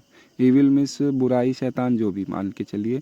तो आपको क्या करना है, इसमें एक यूज़फुल लिख दीजिए, एक हार्मफुल लिख दीजिए, ये काम हो जाएगा। फ्रिक्शन इज यूज़फुल या use advantage of friction, help in walking, writing and moving vehicles. ठीक, तो ये तो आप सारी बातें हो गई, एग्जाम्पल दे दिए। हार्मफुल में क्या होगा, मशीनों में रियर एंड टीयर होता है, और क्या है उसमें एनर्जी का वेस्ट भी होता है। ठीक, और क्या क्या है, आपके जूते की सोल क्या है, घट जाती है बाय द फ्रिक्शन, है ना। और क्या होता है, टायर में जो होता है वो आपका क्या है, वो भी घिस जाता है चलते चलते। तो ये सारी चीज़ें क्या है, हार्मफुल है। तो आप इस चीज़ को लिख सकते हैं। मगर हम फ्रिक्शन के बिना रह भी नहीं सकते। देखिए नोट में, so we can not live without friction but we try to reduce its bad effect. देखिए वो अच्छा भी है और बुरा भी है। तो जो अच्छाइयाँ उसके बिना तो हम रह ही नहीं सकते, मगर हम क्या हैं ज़िंदगी भर उसके बैड इफ़ेक्ट्स को कम कर सकते हैं। ठीक, तो ये चीज़ है। दूसरा, एक्सप्लेन टाइप ऑफ फ्रिक्शन। कितने टाइप्स के फ्रिक्शन होते हैं भाई, static friction, sliding friction, rolling friction, fluid friction. आपको ये चारों आपको लिख लेने हैं। तो स्टॉप मोशन बिफोर स्टार्टिंग, ये क्या है, स्टैटिक। जब सामान रुका रहता है ना, तो उसमें जो फ्रिक्शन होता है उसी को स्टैटिक बोलते हैं। स्लाइडिंग फ्रिक्शन आपको मैं बता चुका हूँ। Sliding friction, act when object slides, जब कोई ऑब्जेक्ट स्लाइड कर रहा होता है ना, तो ये स्लाइडिंग फ्रिक्शन अकर होता है। बॉक्स स्लाइडिंग ऑन फ्लोर, ठीक है, जब वस्तु फिसलती है। रोलिंग फ्रिक्शन क्या होता है भाई, व्हेन एन ऑब्जेक्ट रोल्स, जब कोई ऑब्जेक्ट रोल्स करे तो वहाँ पे क्या है, रोलिंग फ्रिक्शन आती है, जब वस्तु घूमती है। ठीक, फ्लूइड फ्रिक्शन क्या है भाई, in liquids and gas. Fluid friction का आपको मैंने बता दिया, लिक्विड और गैस में ही जो फ्रिक्शन ऑकर होता है उसको फ्लूइड फ्रिक्शन बोलते हैं। और गैस के अंदर भी जो फ्रिक्शन होता है उसका दूसरा नाम ड्रैग भी है। ठीक है, तो एग्जांपल देख लीजिए, फिश जो स्विमिंग करती है, एरोप्लेन फ्लाइंग करते हैं, तो ये इनके ऊपर भी फ्रिक्शन लगता है, इनके ऊपर भी फ्रिक्शन लगता है, ध्यान दीजिएगा। तीसरा क्वेश्चन है how can friction be reduce. तो ये आपको मेथड 2-4 लिख लेने हैं। लुब्रिकेंट को यूज़ करके पॉलिश कर दो सरफेस को, बॉल बीरिंग यूज़ करो, स्ट्रीमलाइन से। ठीक, स्ट्रीमलाइन से मतलब मछली के आकार का या जो बोट जैसे आकार के होते हैं उसको कहते हैं स्ट्रीमिंग लाइन शेप्स का यूज़ करके, और व्हील्स का भी यूज़ करके। ठीक है, आप फ्रिक्शन को रिड्यूस कर सकते हैं। 4th नंबर क्वेश्चन है state advantage and disadvantage of friction. तो एडवांटेज लिख लीजिए फ्रिक्शन का, वॉकिंग करने में हेल्प करता है, राइटिंग करने में, किसी ऑब्जेक्ट को होल्ड करने में, व्हीकल्स जो मूव होते हैं ये भी क्या है, फ्रिक्शन की वजह से ही मूव करते हैं। अगर फ्रिक्शन होता ही ना तो टायर क्या है आपका, ज़मीन को पकड़ता ही ना और वो आगे कभी चलता ही ना। डिसएडवांटेज देखिए, वियर एंड टीयर कॉज होता है इसकी वजह से, produce heat and waste energy, reduce efficiency of machine. बिल्कुल सही बात है। ठीक, और भी बातें लिख सकते हैं आप लोग, है ना। तो दोस्तों आप लोगों का अगला चैप्टर चालू करते हैं, फोर्स एंड प्रेशर। तो सुबह के अभी 4 बज रहे हैं और मैं आप लोगों को जल्दी से जल्दी सोच रहा हूँ कि जैसे मर्जी रिवीजन करा दूँ। तो इस वाले चैप्टर को हम लोग ख़त्म करते हैं। मैंने MCQ दिए हैं, थोड़े से शॉर्ट टाइप दिए हैं, एक्सप्लेन थोड़ा सा किया है, और एक लास्ट में मैचिंग वाला क्वेश्चन भी शायद आपको देखने को मिले। तो चलिए चालू करते हैं इसको। पुश और pull on an object, simple सी डेफिनेशन है फोर्स की, आपको ये मैंने बहुत बार कराया हुआ है। ठीक है,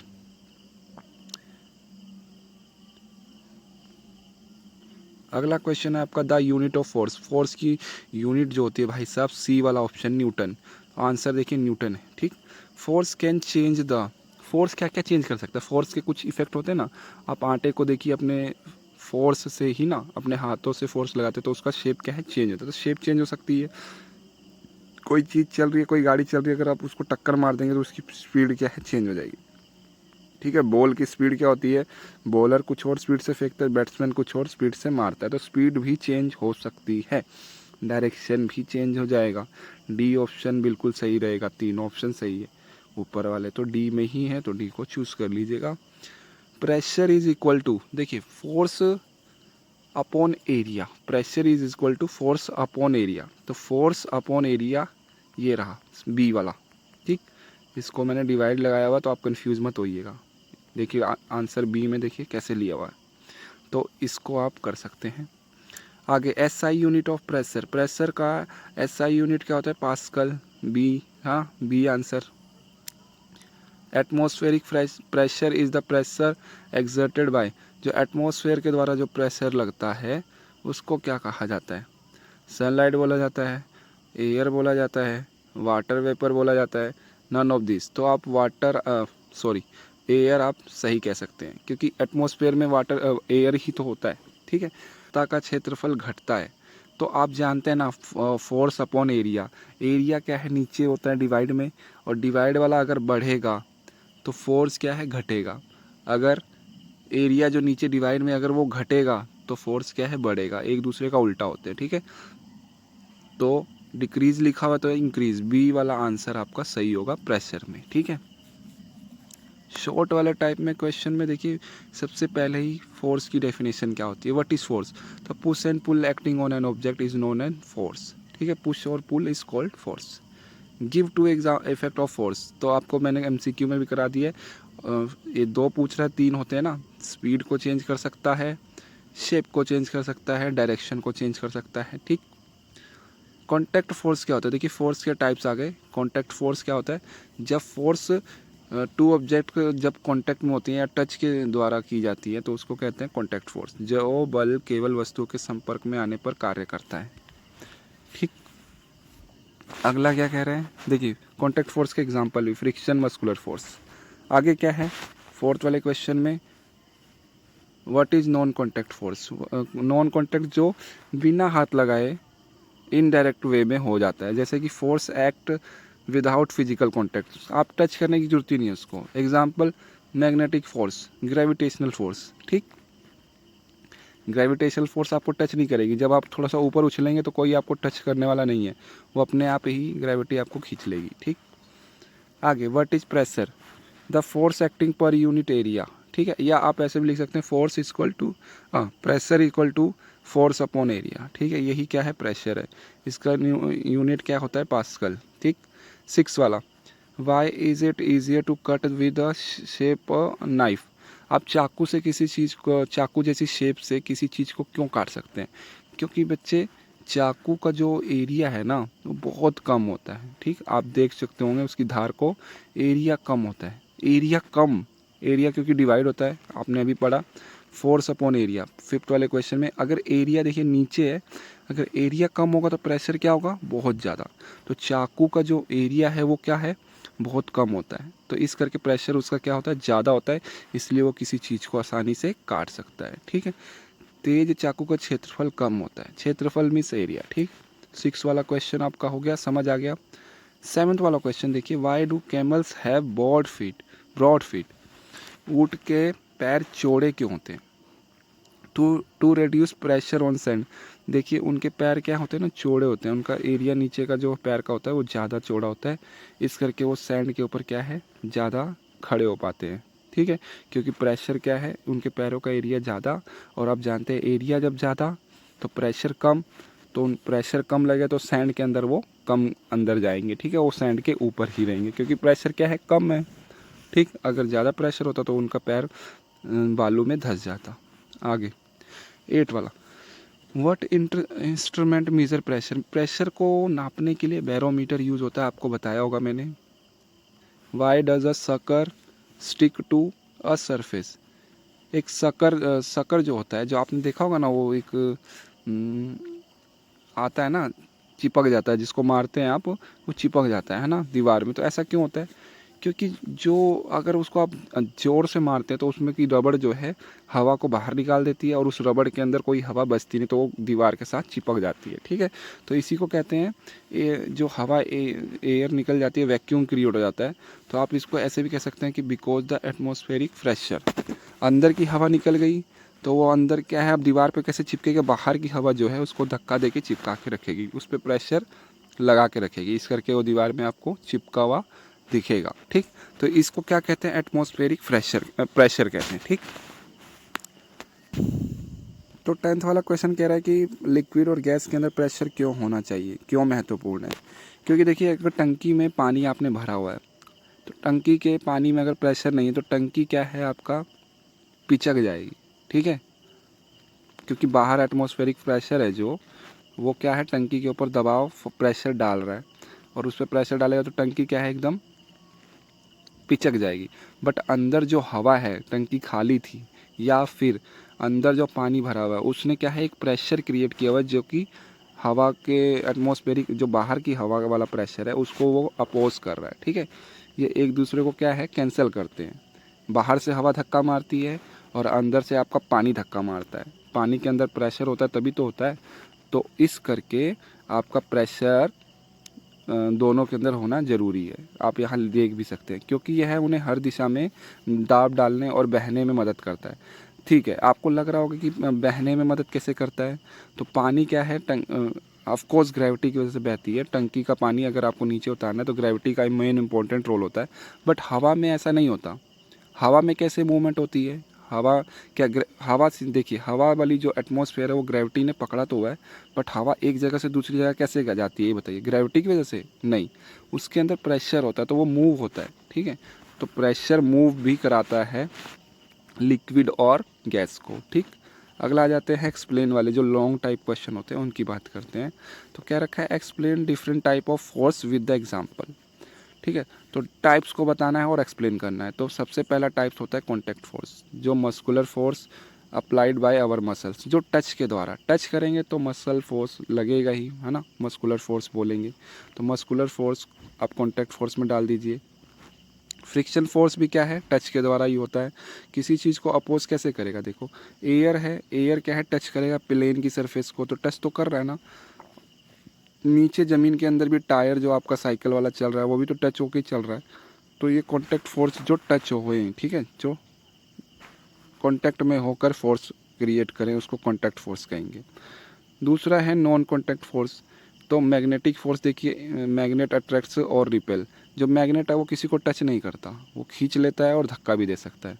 इलेक्ट्रोस्टैटिक फोर्स, जो आपका चार्ज बॉडी है वो भी क्या है, मैग्नेट की तरह बिहेव करती है, तो वो भी एक तरह का नॉन कॉन्टैक्ट फोर्स है। अगला है ग्रेविटेशनल फोर्स। तो ये आपके टाइप्स लिखने थे। अर्थ attracts all object towards itself. ठीक है, तो अर्थ की जो ग्रेविटेशन है ना वो भी क्या है, सारी चीज़ों को अपनी तरफ खींचती है। ठीक, तो ये आपका क्या था, सिर्फ आपको नाम लिखना था और उसका थोड़ा सा डेफिनेशन लिखना था। अगला आ जाते हैं, व्हाट इज़ प्रेशर। प्रेशर क्या है और one factor on what factor does it depends, वो किस किस पर निर्भर करता है। तो भाई साहब फोर्स का फॉर्मूला जरा देखिए, फोर्स बराबर प्रेशर बराबर फोर्स अपॉन एरिया। तो फोर्स के ऊपर डिपेंड करेगा और एरिया के ऊपर डिपेंड करेगा। फोर्स क्या है, ऊपर है, तो फोर्स ऊपर है और प्रेशर की सीध में है, तो आप ऐसा कह सकते हैं फोर्स जितना बढ़ेगा उतना प्रेशर बढ़ेगा, एरिया जितना घटेगा उतना प्रेशर बढ़ेगा। फोर्स और प्रेशर का सीधा सीधा संबंध होता है, एरिया का प्रेशर से उल्टा संबंध होता है। ठीक, तो देख लीजिए लिखा भी हुआ, depends on force applied, area of contact, more force more pressure, less area more pressure. ठीक है, तो तीसरा क्वेश्चन है एटमॉस्फेरिक प्रेशर। ये क्या होता है, देखिए आप पूरा का पूरा जो बाहर आपका हवा है ना वो आपके ऊपर प्रेशर डाल रहा है। ठीक है, आप समझिए कि जैसे आप ये समझिए कि आप एक बोतल हैं, खाली बोतल, और आपका हाथ क्या है, हवा वाला प्रेशर, जो बाहर का सारा प्रेशर है ना, आपने उस हाथ से उस बोतल को दबा दिया।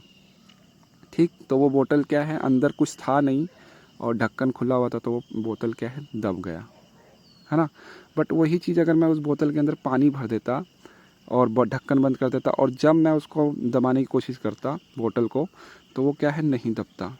तो सेम इसी तरह है, हवा भी क्या है, हमें दबा रही है, ठीक है। एटमॉस्फेरिक प्रेशर क्या है, हमें दबा रहा है, बट हमें महसूस क्यों नहीं हो रहा, क्योंकि हमारे अंदर पानी भरा हुआ है, ब्लड भरा हुआ है। ब्लड के अंदर भी क्या है, लिक्विड है ना, ब्लड लिक्विड है। हमारे अंदर जो पानी है वो लिक्विड है। वो सारा का सारा क्या है, वो भी एक तरह का अपने अंदर प्रेशर रखता है। वो प्रेशर बाहर की तरफ लग रहा है, हवा की तरफ, और हवा क्या है, हमें अपने अंदर की तरफ प्रेशर डाल रही है। तो दोनों एक दूसरे को क्या करते हैं बच्चे, कैंसल कर देते हैं। इस करके हमें क्या है, एटमॉस्फेरिक प्रेशर महसूस नहीं होता, ठीक है। हमारे अंदर भी क्या है, फोर्स से प्रेशर लग रहा है जो कि बाहर की तरफ है, और जो बाहर का जो हवा है वो हमारे अंदर की तरफ प्रेशर लगा रहा है। एक दूसरे का उल्टा फोर्स हो जा रहा है, प्रेशर जो है एक दूसरे का उल्टा लग रहा है, तो वो कैंसिल हो जाए। इस करके हमें वो प्रेशर महसूस नहीं हो रहा। तो प्रेशर को देख लो कैसे नापा जाता है। इंस्ट्रूमेंट को क्या लगेगा, बैरोमीटर, ठीक है। A sucker stick to the glass due to air pressure. अब जो एक शक्कर होता है वो कैसे चिपक जाता है, शक्कर जब आप दीवार पे जोर से मारते हैं ना, तो शक्कर अपने अंदर का जो हवा है वो बाहर निकाल देता है। तो अंदर हवा है, तो वो अब हवा ख़त्म हो गई, तो वो क्या है, प्रेशर उसका अंदर से नहीं लगेगा। और फिर क्या होगा, बाहर वाले तो प्रेशर लगाएंगे ना, तो शक्कर के बाहर बाहर जो हवा थी वो प्रेशर लगाती है। तो इस करके वो आपको चिपका, दीवार के अंदर दीवार के ऊपर चिपका हुआ नज़र आता है, ठीक है। क्यों, क्योंकि अंदर हवा है नहीं, तो अंदर से कोई प्रेशर लगाने वाला मिला नहीं। और कौन हैवी हो गया, बाहर का एटमॉस्फेरिक प्रेशर, ठीक है। तो एकदम ज़ोर से वो चिपक जाता है। आगे क्वेश्चन की बात करते हैं 4 नंबर की। Why do deep sea diver wear special suits. वो अपने जब डाइवर्स जो होते हैं सी के अंदर जब डुबकी मारने जाते हैं, तो वो एक स्पेशल सूट्स क्यों पहनते हैं। आप इस चीज़ को समझिए, ठीक है। एक बिल्कुल टाइट टाइप का वो क्या पहन के जाते हैं, एक सूट पहनते हैं, ठीक है। तो आपको मैंने जैसे बताया, वाटर के अंदर भी प्रेशर है, वो कुछ प्रेशर लगाती है, और आपका खून उस प्रेशर को झेल नहीं पाता, आपके अंदर का जो लिक्विड है उसको झेल नहीं पाता, उस बाहर का प्रेशर हैवी हो जाता है, क्योंकि आप समुंदर में नहीं पले बड़े, ठीक है। तो प्रेशर को इंक्रीज़ करने के लिए, because water pressure increase with depth, जैसे जैसे आप गहराई के अंदर जाते जाएंगे तो प्रेशर क्या है, इंक्रीज़ होता जाएगा और आप सह नहीं पाएंगे। तो इसलिए वो क्या है, एक तरह का सूट पहनते हैं जो उनको प्रोटेक्ट करता है, प्रेशर कम लगने देता है, ठीक है, या प्रेशर को कैंसिल कर देता है। हाई प्रेशर को क्या है, कैंसिल कर देता है, आप ऐसा कह सकते हैं। बट ये सूट कुछ ही मीटर के अंदर जाने के लिए आपको प्रेशर, अगर आप ज़्यादा नीचे चले गए तो सूट भी नहीं, आप एक लोहे का टुकड़ा भी पहन के जाएंगे ना सूटकेस के अंदर बंद होके, तो वो भी इतना अंदर चले जाएंगे, तो प्रेशर इतना ज़्यादा जाएगा कि वो लोहे का टुकड़ा चिपक जाएगा, ठीक है। याद है ना वो कहानी मैंने बताई थी आपको कि सबमरीन के अंदर गए थे नीचे 4 जो बिलीनियर्स होते हैं, है ना, टाइटैनिक का क्या नाम है, कचरा देखने के लिए, जो भी पड़ा हुआ है नीचे। तो इतना नीचे वो चले गए, प्रेशर इतना ज़्यादा हो गया कि 1 सेकंड में सारा का सारा सबमरीन क्या है, पिचक गया। उनकी बॉडी भी क्या है, 1 सेकंड में ख़त्म हो गई होगी, ठीक। एकदम समझिए कि कितना ज़्यादा प्रेशर लगा होगा, ठीक है। सैकड़ों हज़ारों पहाड़ उसके उस सबमरीन पे रखे गए होंगे, ऐसा आप समझिए, ठीक। हाँ, आ जाते हैं मैच वाले टाइप वाले क्वेश्चन पे। तो कॉलम ए में देखिए प्रेशर है, प्रेशर को ढूंढिए बी में, पुश और पुल, ठीक है। तो ये तो पुश और पुल डायरेक्ट हो गया। फोर्स क्या है, एक्ट्स विदाउट कॉन्टैक्ट। देखिए चाहे कॉन्टैक्ट करके कर लीजिए, चाहे विदाउट कॉन्टैक्ट करके कर लीजिए, फोर्स तो दोनों तरह से एक्ट कर सकता है। तो अगला देख लेते हैं। अच्छा, ठीक ठीक ठीक, फोर्स वाला जो ऑप्शन है वो पुश और पुल है, ठीक है। ए पे मिला देंगे उसको, है ना। फोर्स क्या है, ए से मिला देंगे। प्रेशर क्या है, x without contact measure in pascal. हाँ, प्रेशर क्या है, मेजर इन पास्कल, तो 1 वाला सी से मिला दीजिए। Gravitational force, acts without contact, चौथे का बी हो जाएगा। फ्रिक्शन, अपोज मोशन, ये सही हो जाएगा। Barometer, pulls object toward earth, तो ये वाला, sorry, measure atmospheric pressure, pressure को नापने में, ठीक है। तो आपका डी ऑप्शन कहीं नहीं मैच हो रहा है, सी 6 के साथ एफ मैच हो जा रहा है, ठीक है। तो आप इसको कर लीजिएगा, आंसर ये मैंने दे दिया है, तो इसको ध्यान से दिए, आपका रिवीजन ये भी हो गया। तो अब बात करते हैं चैप्टर जो है आपका एडोलिसेंस वाला, ठीक है, किशोरावस्था। तो पहला क्वेश्चन है, देखिए, the period of life when the body undergoes change leading to the reproductive maturity. जब आपके रिप्रोडक्टिव ऑर्गन्स जो हैं वो मैच्योर होने लगते हैं, तो उसको क्या कहा जाता है? तो उसको एडोलिसेंस कहा जाता है। ठीक है, ऑप्शन देखिएगा, चाइल्डहुड मत बोल दीजिएगा, अडल्टहुड मत बोल दीजिएगा, ये थोड़ा वर्ड आपको सेम लग सकता है, और ओल्ड एज तो बिल्कुल मत बोलिएगा। तो एडोलिसेंस, ठीक, एडोलसेंस, ठीक, किशोरावस्था। अगला दूसरा नंबर का question, the average age of puberty in girls. Girls के अंदर जो पुबर्टी की एज होती है, तो एडोलिसेंस की जो शुरुआत होता है ना, तो उसी को पुबर्टी भी बोल सकते हैं आप लोग। तो एडोलिसेंस कब चालू होता है? तो 10 से 12, ये आपका सूट कर रहा है, क्योंकि 13 से 15 वाला तो बिल्कुल सही नहीं है। क्यों? क्योंकि 13, 12, 13, ठीक है, तो 11 कम से कम तो होना ही चाहिए था, 13 तो ज़्यादा दे दिया, तो 13 तो मत चूज़ करिएगा। 11, 12 देखिए, इसमें बीच में 11, 10, 12, सॉरी, बी वाले में 10, 12, इसके अंदर 11 भी आ जा रहा है, 10 भी आ जा रहा है, 12 भी है, तो ये आपका बेस्ट है कि लड़कियों में 10 से 12 स्टार्ट हो जाता है। अगला एडोलिसेंस की बात हो रही है। एडोलिसेंस का स्टार्टिंग जो पीरियड होता है उसी को पुबर्टी कहते हैं, ध्यान दीजिएगा। अगला तीसरा question, which hormone is called the growth hormone. तो आपको ध्यान देना है, ग्रोथ हार्मोन कहाँ से निकलता है? पिट्यूटरी ग्लैंड से, ठीक है। और जो इस हार्मोन का नाम ही क्या है? ग्रोथ हार्मोन ही कहते हैं। तो ग्रोथ हार्मोन को ही ग्रोथ हार्मोन, ये थोड़ा सा इजी, बहुत ज़्यादा इजी क्वेश्चन दे दिया, इसको छोड़िए। अगला, the change in the body shape during adolescence are controlled by. जो शेप चेंज हो रहा होता है शरीर का, वो किसके द्वारा कंट्रोल होता है? तो हॉर्मोन्स, ओनली हॉर्मोन्स, ब्लड के द्वारा नहीं, ब्रेन के द्वारा नहीं, मसल्स के द्वारा नहीं। अगला, the male sex hormone, insulin hormone है, बट ये शुगर को डाइजेस्ट करता है, तोड़ता है। टेस्टोस्टेरोन, हाँ, टेस्टोस्टेरोन जो आपका मेल में, एस्ट्रोजन जो है आपका फीमेल में होता है, प्रोजेस्टेरोन भी आपका फीमेल में होता है। तो मेल वाला पूछा है क्वेश्चन में आपसे, तो इसको ध्यान दीजिएगा, टेस्टोस्टेरोन, ठीक। 6 वाला, द फीमेल सेक्स हार्मोन, ये तो आपका उसी क्वेश्चन में था, एस्ट्रोजन, टेस्टोस्टेरोन नहीं, ग्रोथ हार्मोन नहीं, थायरोक्सिन, एस्ट्रोजन आपका आंसर होगा। The voice box is also called, voice box को लैरिंक्स भी बोलते हैं, ये आपको पता है। The hormones that control sugar in blood, hormones अभी तो मैंने बताया, शुगर को कौन कंट्रोल करता है? इंसुलिन। इंसुलिन कहाँ से निकलता है? पेनक्रियास से, ठीक। 9th क्वेश्चन करते हैं बात, the process of release of egg from ovary is called menstruation. Menstruation में क्या होता है? ब्लीडिंग होती है, ठीक है। एग जो फर्टिलाइज नहीं होता है वो क्या है? वेस्ट हो जाता है, देन वो क्या है? बाहर निकलता है एज अ ब्लीडिंग, ठीक। तो ये तो नहीं होगा। ओव्यूलेशन क्या होगा?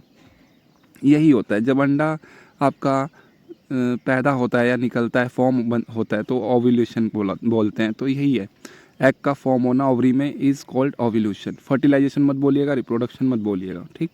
फर्टिलाइजेशन क्या होता है? एग और स्पर्म का मिलना ही, फ्यूज होना ही फर्टिलाइजेशन कहलाता है। गला बैठ गया। रिप्रोडक्शन क्या होता है? अपने जैसी संतान पैदा करना रिप्रोडक्शन कहलाता है। 10 वाला question, the balance diet and personal hygiene are important during adolescence because, मतलब एक बैलेंस डाइट क्यों चाहिए एडोलिसेंस में? क्योंकि इस समय हमारा बॉडी क्या है, बहुत सारे हार्मोन्स निकल रहे होते हैं, एक्टिव होता है, इस समय बहुत ज़्यादा उसको एनर्जी की ज़रूरत होती है। तो बॉडी ग्रो रैपिडली, शरीर तीव्रता से बढ़ता है, ये बिल्कुल सही लग रहा है। हार्मोन्स भी देखो चेंज हो रहे होते हैं, तो बोथ ए एंड बी बिल्कुल बढ़िया है, सी वाला। शॉर्ट आंसर टाइप में आ जाते हैं, व्हाट इज एडोलिसेंस, किशोरावस्था क्या है? ये एक पीरियड है बिटवीन चाइल्डहुड एंड अडल्टहुड। मतलब ये कह रहा है कि चाइल्डहुड और अडल्टहुड के बीच में जो पीरियड होता है ना, इसी को एडोलिसेंस कहते हैं। ये 11 से लेकर 19 के बीच में रहता है, ठीक। When physical and mental change होकर, ठीक है, इसी में क्या है, फिजिकली आप चेंज हो रहे होते हैं, मेंटली भी आप चेंज हो रहे होते हैं, ठीक। What is puberty, starting age of adolescence is known as puberty. But इसमें देखिए, the stage when boys and girls become capable of reproduction, तो इसमें ये भी बात सही है। पबर्टी क्या होता है? जिसके अंदर वो रिप्रोडक्शन के कैपेबल होते हैं, ये भी बात बिल्कुल सही है, ठीक। आप ये भी बात याद रखिएगा, एडोलिसेंस का स्टार्टिंग एज जो होता है उसी को पबर्टी भी बोलते हैं, ठीक। तीसरा question, name the main changes seen in boys during, boys में क्या क्या चेंज होते हैं भाई पबर्टी में? सबसे पहले हाइट बढ़ेगी, उनके मसल बढ़ेंगे, उनके शोल्डर्स चौड़े होंगे, ब्रॉडन, है ना। डीप, उनकी वॉइस क्या होगी? डीप होगी, ठीक। बियर्ड्स एंड मस्टेज, दाढ़ी आएगी, है ना, मूछें आएंगी, ये सब।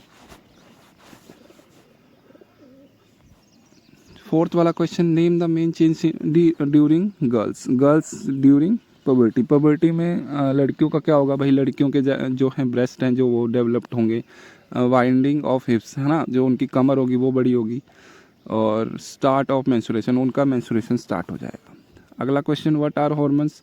हॉर्मोन्स क्या होते हैं, ये केमिकल होते हैं जो आपके कुछ एक्टिविटी को कंट्रोल करते हैं, ठीक, जैसे कि आप बड़े होना, ठीक, सारे के सारे जो आप चीज़ें जो जैसे इंसुलिन निकलना है ना, ये सब क्या है, आपका एड्रेनलिन निकलना, ये सब क्या है, हॉर्मोन्स हैं, ये सब केमिकल हैं, ठीक है, ये कंट्रोल करते हैं, ठीक है, आपकी खुशी को कंट्रोल करते हैं, आपके दुख को कंट्रोल, यही सब करते हैं।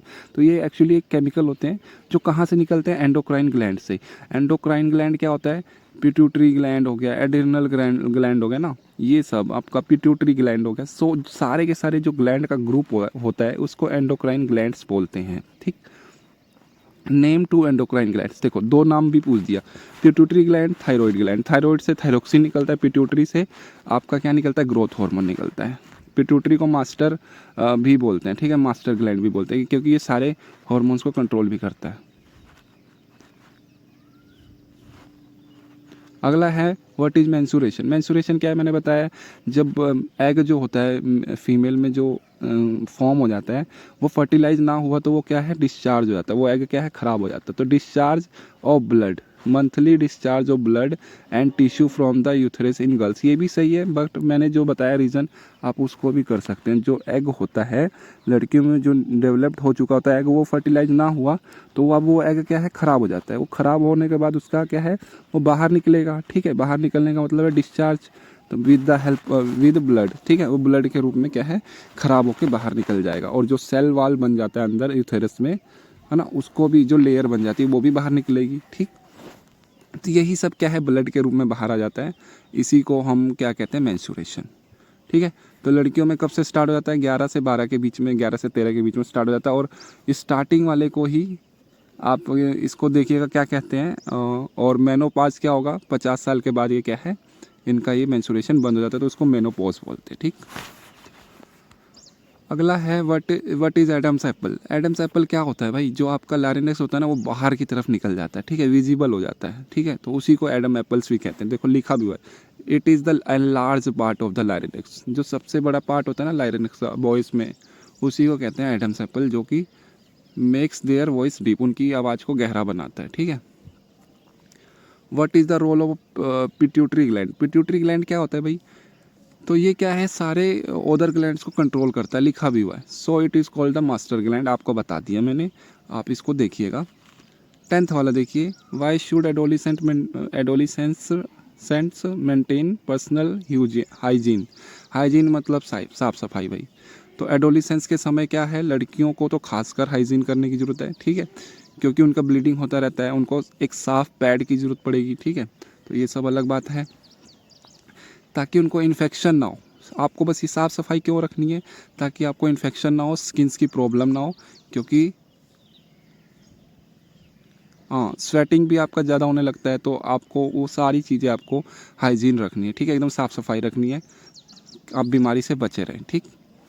अगला एक्सप्लेन टाइप वाले क्वेश्चन जो लॉन्ग टाइप के होते हैं। Explain the main change during adolescence. Adolescence के समय क्या क्या चेंज होता है, आपको सारा हेडिंग लिख लेना है। सबसे पहला हेडिंग है फिजिकल चेंज, दूसरा है voice change, emotional change, mental change, ठीक है, रिप्रोडक्टिव चेंज, ठीक है। तो फिजिकल चेंज में हाइट बड़ी होती है, बॉडी पार्ट्स डेवलप होते हैं, शेप चेंज होता है, आप सब ये सब लिख लेंगे। वॉइस चेंज में लड़कों का डीप होता है, लड़कियों का क्या होता है, सॉफ्ट होता है, ठीक है, हाई फ्रिक्वेंसी होती है, सॉफ्ट होता है। इमोशनल चेंज में क्या है, उनके मूड को स्विंग्स होते हैं, है ना, फीलिंग्स इंक्रीज होती है, उनकी वर्ड्स उनके पास आते हैं बहुत अच्छे अच्छे, ठीक है। आगे आ जाता है मेंटल चेंज। मेंटल चेंज में क्या है, thinking ability and decision making develop, वो मतलब थिंक करने के कैपेबल हो जाते हैं, अच्छा बुरा समझने लगते हैं, ठीक है, डिसीजन लेने वाले हो जाते हैं, ठीक। और रिप्रोडक्टिव चेंज में क्या है, उनके सेक्स ऑर्गन काम करने लग जाते हैं भाई, ठीक, स्टार्ट फंक्शन हो जाता है उनका ना, मतलब सेक्स ऑर्गन काम करने लगते हैं, आप ऐसा रिप्रोडक्टिव के कैपेबल हो जाते हैं। अगला देखिए सेकंड वाला question, what is the role of hormones in adolescence. Hormones ही तो हैं जो आपको कंट्रोल करते हैं, आपको अच्छा या बुरा इस समय बना सकते हैं, तो आप अपने हार्मोन्स पे कंट्रोल रखिएगा। हार्मोन्स फॉर्म एंडोक्राइन ग्लैंड्स, ये हमने पढ़ लिया कि कहाँ से फॉर्म होते, फ्रॉम मतलब कहाँ से आते हैं, एंडोक्राइन ग्लैंड से। क्या कंट्रोल करते हैं, आपका फिजिकल स्टेट भी करते हैं और मेंटल ग्रोथ को भी यही हॉर्मोन्स कंट्रोल करते हैं। तो हॉर्मोन्स आर वेरी इंपॉर्टेंट, है ना। तो टेस्टोस्टेरोन जो है ये बॉयज़ में होता है, ये आपका क्या कंट्रोल करता है, क्या चेंज करता है, फेशियल हेयर, वॉइस चेंज कर देता है यही आदमियों में, ठीक है, बॉयज़ में। एस्ट्रोजन क्या करता है, ये ब्रेस्ट डेवलपमेंट करता है, मेंस्ट्रुएशन यही करता है, इसी की वजह से मेंस्ट्रुएशन होता है, ठीक है। तो चलिए अब आ जाते हैं रिप्रोडक्शन इन एनिमल्स जो आपका है, इसको ज़रा ध्यान से देखा जाए। तो टाइप ऑफ रिप्रोडक्शन सबसे पहले इसको देख लेते हैं कि एसेक्सुअल। तो अब बात करते हैं आपके अगले चैप्टर की जो रिप्रोडक्शन वाला है। एसेक्सुअल रिप्रोडक्शन क्या होता है, एक ही पेरेंट हो उसको कहते हैं एसेक्सुअल रिप्रोडक्शन। तो आपको ये देख लीजिए, only one parent is involved, no fusion of male and female gametes, ठीक है। मेल फीमेल जब होंगे नहीं तो उनके गैमेट्स का क्या जरूरत है, ठीक है। तो इसको देख लीजिए, example budding in hydra, binary fission in amoeba. तो ये आपको दो नाम याद कर लेने हैं और वो क्या होगा, एकदम एग्जैक्ट कॉपी होगा अपने पेरेंट्स की, ठीक है। सेक्सुअल रिप्रोडक्शन क्या होता है भाई, इन्वॉल्व टू पेरेंट, जिसके अंदर दो पेरेंट हो, मेल और female, involve the fusion of male and female gametes, ठीक। The new organism has character from both parent, वो दोनों लोगों का जो दो माता पिता होंगे ना, उन दोनों का करेक्टरिस्टिक उसके पास होगा और कुछ अलग से भी होगा, ठीक। अगला आ जाते हैं main steps of sexual reproduction. तो अगला क्वेश्चन है कि रिप्रोडक्शन इन ह्यूमंस को समझाइए। तो आपको डायग्राम बना लेना है और यहाँ पे मेल, पहला स्टेप, मेल का जो स्पर्म होता है टेस्टिस से वो प्रोड्यूस होता है और फीमेल का जो एग है वो भी प्रोड्यूस होता है, दोनों का प्रोड्यूस होना जरूरी है, ठीक। मेल का स्पर्म प्रोड्यूस होना एंड ओवरी में किसका प्रोड्यूस होना, एग का, ठीक है। फिर स्पर्म क्या होता है, फ्यूज होता है किसके साथ, एग के साथ, फैलोपियन ट्यूब में, ठीक है। याद रखिएगा फैलोपियन ट्यूब में, कहाँ फ्यूज होता है, फैलोपियन ट्यूब में। उसके बाद कह रहा है जब वो फ्यूज हो जाता है ना तो वो क्या बन जाता है, जाइगोट बन जाता है, जाइगोट फॉर्म्स, फिर डिवाइड होता है, फिर वो डिवाइड होने के बाद एम्ब्रोयो बनता है, एम्ब्रोयो के बाद फोइटस बोलते हैं, फोइटस के बाद बेबी डेवलप्स इन यूथेरस, ये लिखा हुआ है आप लिख दीजिएगा, फोइटस देन उसके बाद बेबी, ठीक है। यूथेरस में ही डेवलप होता है, ध्यान दीजिएगा। जब पूरा मैच्योर हो जाता है तो फोइटस बोलते हैं, ठीक, foetus. Describe the process of asexual reproduction in hydra. आपको क्या करना है, डिस्क्राइब करना है। तो हाइड्रा का आपको फोटो बना लेना है जैसा दिख रहा है आपको। Small growth birds form on parent body, parent body में ही बर्ड एक पिंपल टाइप निकलता है और धीरे धीरे वो बड़ा होता है। तो सेकंड वाले में यही लिखा है, the bud grows and develop tentacles, उसके भी क्या है, सींग निकल जाते हैं, है ना, सर पे।